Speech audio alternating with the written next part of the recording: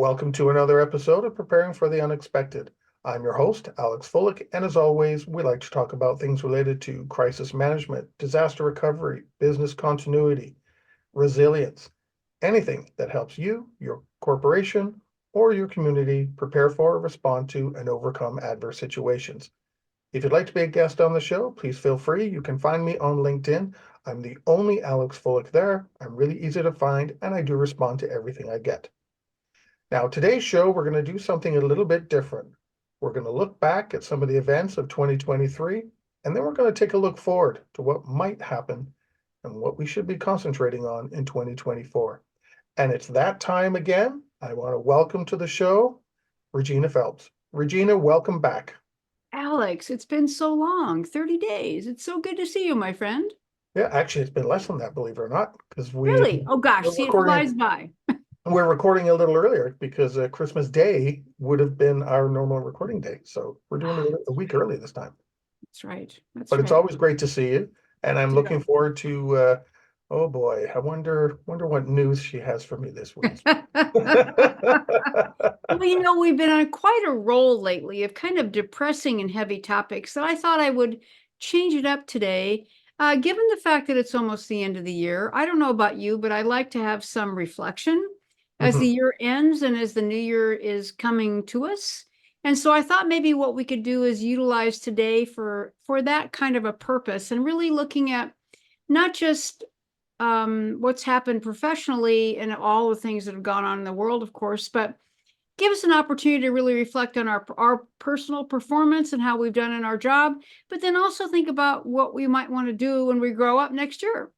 Yeah, And we'll sort of dig into that. How's that sound? sounds good. And I don't know about you, but I've been fantastic with my role this year in my job. I would expect nothing less. Nothing less. I've been equally as fantastic. How's that? Of course, of course. All right, so let's see. I'm going to scoot this up here. So I guess the question is, can you see my screen? I can. Okay, good. So as you mentioned, I thought it'd be fun if we actually sort of glanced back and then looked forward as we are at the course of the end of the year. Okay. So what I would just say, and all of our listeners who've been listening to us drone on for the last year know that there is a heck of a lot going on in the world. And that certainly is a huge, huge issue. And I don't know about you, but I am just really tired. I've been trying to take good care of myself, but I'm really tired. How have you been feeling these days, Alex? Actually, the same. I've got to say I've been tired too because, like you, I'm probably reading lots of websites, listening to the news. And I know you're active on some social media as well. Mhm. And every day there's something new. And Right, after a while, you just, there's just so much. How can I take all this in? right, There's so right. much information. So at the end of this year, I do feel kind of tired. Yeah, Oh, yeah. worn out, tired. Yeah, kind of emotionally and intellectually just sort of fried is how I would describe it.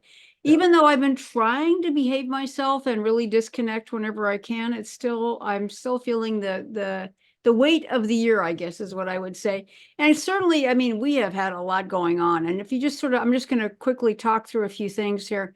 I mean, of course, we already know that 2023 was the hottest year on record in actually August, which is impressive, but kind of disturbing when you think about the impacts of climate change. And of course, there's been tremendous issues related to that across the world. I just mentioned a few here, the Greek floods and wildfires, your wildfires. Oh my God, Yep. unbelievable. There's been issues in the southern hemisphere with Brazil with cyclones and floods, of course, droughts in Canada, the US, Europe, the Maui fire, for example, just so many issues that can all be traced back to climate change. And I can remember when I first did my first speech on climate change, I think I was at DRJ and it might have been 2000, oh, I don't know, 5. People just thought I had lost my mind. And I just thought, oh man, you're not paying attention. And unfortunately now it is just so significant, and it's not, there's nowhere in the world it's, haven't been touched. And you, for example, this year, my gosh, the fires in Canada were just awful, awful, awful, Oh, awful. yeah, everywhere, all across the country. Hmm. If the wrong winds had picked up, we could have lost an entire city of Halifax. Oh At my gosh, I didn't realize that. or Halifax, or was it St. John's? Oh, one of them, and my apologies if I'm remembering incorrectly, but it was a city on the East Coast that Hmm. had a forest fire all of a sudden on the outskirts that thankfully went the other way. But if it had gone a different way, we could have lost that city. Wow. Had, the fires in northern Ontario and Quebec, where all the smoke came Hmm. down and was impacting Washington, D.C. and New Yeah, York, New York, Boston. Chicago. I mean, it Yeah, was impressive. yeah. And then the fires in British Columbia and Alberta, where Hmm. so many evacuations going on and people being airlifted. Hmm. We had a lot, and I know California had them again. Hmm. Yep. Down where you are, it's all the time. Yeah. And you even mentioned you started talking about it in 2005. I met the president of the International Emergency Management Society back in 2009, and we were having a conversation about climate change. And at the time, I was like, "Oh, really? I didn't know much about it, but Right. wow, Right. it didn't take long for things to escalate." Yeah, so true. It's very funny. I've sat on many different environmental boards, in particular about birds, because I don't know if you know about this about me, but I love birds. And I remember being on a board in the early 2000s. It was the California Audubon for the state of California.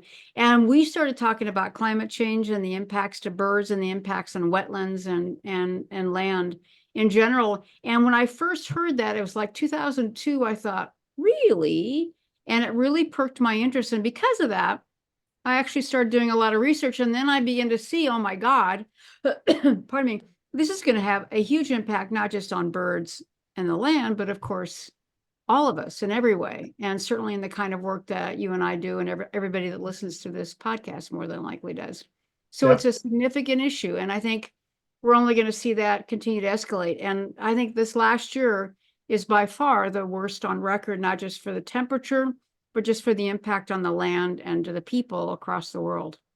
yeah. And even just recently, I read an article today of floods in Australia due to heavy rains, and crocodiles are found swimming in the streets.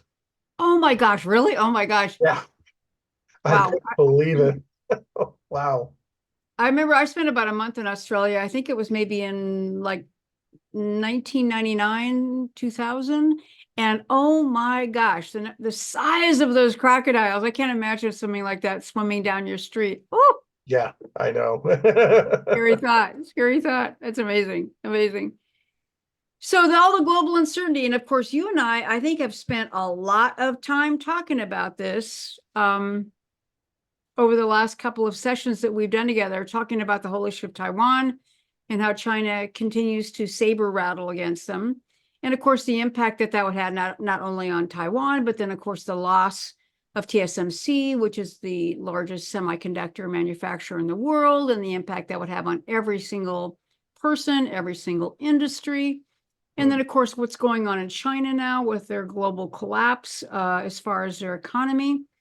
There was a piece in The Economist just about a month ago that talked about the fact that there's 26 million, that's with an M, million units of empty apartment buildings that have been built in this big, massive building projects they've been having going on, to give you a sense that, those are empty and they're not getting paid for. And so therefore those loans are coming due, and all those for the contractors and the builders and the banks that finance them. And so those things could have a huge impact globally as well. I And of saw course, one of those complexes oh, did you really? when I was back in China in 2009, 2010. I was there for an International Emergency Management Society conference in Beijing, and we did get a tour of one of these new complexes around, and I forgot the name of the city, but where the big earthquake was back in the early 2000s, the Yep, huge yep, one. yep, yep. They were building all these buildings, for, apartments, and they said they were having trouble getting people to move into them because a lot of the residents preferred the lower buildings, being ground floor, did not want to move into these towers. Yeah, So yeah. they had all these towers and massive streets, and it was all sitting empty. And we were driving around. It felt like a ghost town. Wow, wow. Well, now just think about that in not just that particular part of China, but many parts of China where these are either completed, partially completed, or just where they've dug the foundation. And the impact of that's going to be huge because, of course, those loans will all get due, and how that impacts, their economy, and therefore their economy, and then what happens with doing commerce with China. So it's a huge deal. Russia, of course, I mean, my gosh, there's so much going on, as we well know. And there's some really interesting stuff. I don't know if you follow much about what's happening in Northern Europe, but right now, Russia is really pushing the borders at Finland and flying over on an average. NATO is intercepting and diverting on an average every month about 60 Russian fighters. And those are, aircraft that are getting into NATO airspace, since Finland is in NATO. And so that's also becoming kind of a area fraught with tension, which is, I mean, one more place, right? Yeah. Oh my gosh. And all the coups recently in Africa, both in the central and western part of Africa. Interestingly enough, a lot of that from reporting I've read from The Economist and other publications is that it looks like it's actually Russia that's actually stirring a lot of that. And you'll see that Russian flags are prominent in many of those countries where coups have occurred. And Russians are considered to be actually just like, if you want to look up to a good authoritarian leader, look up to Putin. Like, oh my God, really? Yeah. And that's Wagner problematic. Group. Yeah. And the Wagner Group has been involved with that a lot. Absolutely. Absolutely. And you might say, well, why are they over there? Well, just stop and think about the sheer number of minerals in particular, which is why China is so heavily invested in Africa. And so there's a lot of tensions in that part of the world, and it's really stirred by their natural resources.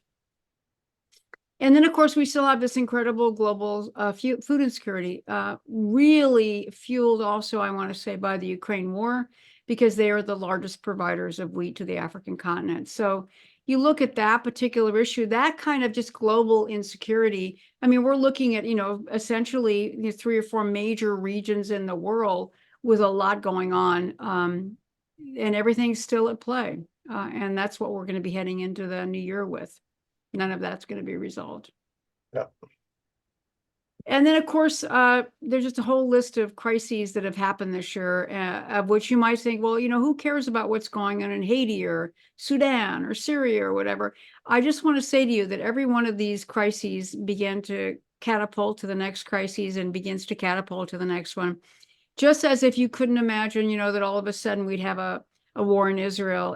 There is so much going on. And what I've discovered is that many of my clients have projects in many places all over the world. And a good example of that is certainly when the Israel-Hamas war started.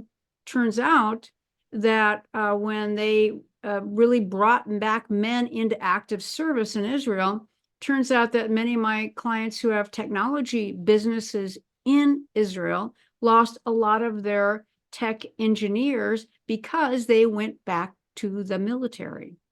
Wow. And so you would never think that here you are, I'm in a tech business, and how is that going to impact my workforce? Oh no, it significantly impacted their workforce because those people were brought back into the military to fight that war with Hamas. So there's lots and lots of things going on. And I think we cannot be so flat-footed that wherever we are in the world, that all of these things that, just as I've listed here on this page, don't somehow impact you. And it may not impact you directly, but many of those things cascade to each other. And then pretty soon we have a crisis of a significant magnitude in an entire region, or with other countries participating in those crises. And that's what you're certainly seeing with China and Russia and other large countries around the world. So there's a lot to chew on in the global space. And I'd like to add to that too, is countries on the other side of the globe, and I'll use Canada as an example, we have a lot of people from different ethnicities here. Right, so of course. Something happens on the other side of the world, those communities that are here are impacted because their family and friends are back home. Right. And now they become suspicious of their neighbors. It does grow in other areas. Yep. No matter where it happens in the world, that impact will be felt further than just the borders of those one or two countries having a disagreement or a And war are and or are you seeing that crazy. with the Israeli-Palestine event, in Yes. particular with all of the protests for Israel, for the protests for Palestine, and here in the States, and I'm sure probably the same in Canada, on college campuses, there's a lot of angst on both sides of those two groups, really pushing back at each other. Yeah. Yeah, it's happening everywhere. We're seeing it protests here in Toronto, Ottawa, the Capitol in front of Parliament buildings all across the country. Mhm, mhm. Those demonstrations are occurring, and you end up with people in the middle who just want peace for everybody. You Right, end up with people on one side or the other, you know, being derogatory and want to cause harm to the others. So you don't just end up with this side or that side. You end up with others getting drawn into it, who just, kind of like people who want to create peace, hey, calm down, everybody. They get drawn into it. right, You end up right, with multiple groups that you never thought would be a part of this. And I'm not just saying Palestine and Israel. I'm saying, all different things that happen around the world right, end up bringing in these different groups getting involved, and right. then you end up with the bad players who like to piggyback on events around the world just so they can try and push their own negative agendas. So it just keeps growing. And we have talked about that a lot, I think, over the last few months, right? The issue of this really this incredible disruption in the planet caused initially by the pandemic that has created a lot of tensions, allowed for a lot of divisions to occur. And certainly the pandemic has been a huge driver in a lot of that unrest. Not that people would necessarily trace it back to the pandemic, but it certainly was the big driver, I think, from a good part of it. And it's really fueled a lot of this disturbances, if you will, and social unrest. Yeah, agreed. Which then gets us to, I think, one that I find personally very disturbing. And this is really the challenge of, and the rise, challenge of democracy and the rise of the autocratic leaders. And currently, we have seen that in the United States. It was certainly with Trump and a variety of other leaders like him, and especially on the Republican Party in the United States. Look at the election of the new Argentine prime minister, right? Who's or Mhm. president? I can't remember what his official title is. Who initially was saying that he was, and who is, it'll be interesting to see what actually happens. I mean, he's talking about dollarizing the economy. He's talking about he has already slashed 10 of the 18 ministries. I don't even know how you do that. So we'll see how that shakes out. But that was one of his first actions. And essentially, it was also when he was running for office, was encouraging a law that would allow people to sell their body organs for Yeah, cash. Oh my God. Anyway, that guy won. That yeah. guy Oh, won. And I actually know a fair number of people in Argentina, and they told me, and when they told me they voted for him, I thought like, oh my God, you got to be kidding. And they said no. They've had inflation running between 125 to 175% a year for the last 10 years, that they're said like we have to do something and we don't even know what it is, but it has to be something different. And yeah, so I'm really curious as what's going to happen there, that they're really in a lot of trouble, right? yeah, And then the Netherlands just elected an autocratic leader. Hungary, of course, has Orban, who is pretty awful. China, of course, Russia, and there's many other smaller autocratic states around the world. And this is actually a disturbing time where you're seeing more growth in autocratic governments, autocratic leaders, than you have probably since World War II. yeah. And that's disturbing. History repeats itself. Yeah, and it's scary to be living in these times, and wondering what's going to happen. And in case you didn't notice, we have a big election next year in Hmm. America, and we are your southern neighbor. You know what I mean? Yeah, and we will be impacted by that Oh my because gosh. some of that some of the rhetoric and the comments that get spewed by some of the candidates right now makes its way into the politicians' mouths here. Yeah, I think how many times have I called you, talked to you and said like, I'm really sorry, Alex. I feel like I'm in, the impact that we've had on you lately hasn't been so good. So I apologize for that on behalf of my brothers and sisters in the United States. Oh, Lord. And of course, we're having some rise in respiratory illness. And didn't we just talk about diseases nonstop for the last 3 years, something like that, or 4 years? Yeah, something went on, I think. Yeah, oh my gosh. So yeah, there is still COVID. There's lots of COVID, and now there's a whole new subvariant of Omicron, HV.1. All these letters are just, I can't even remember any of them anymore. And JN.1 is actually the new big gorilla in town, at least in America. So it'll be coming to your shores soon if it's not yet already.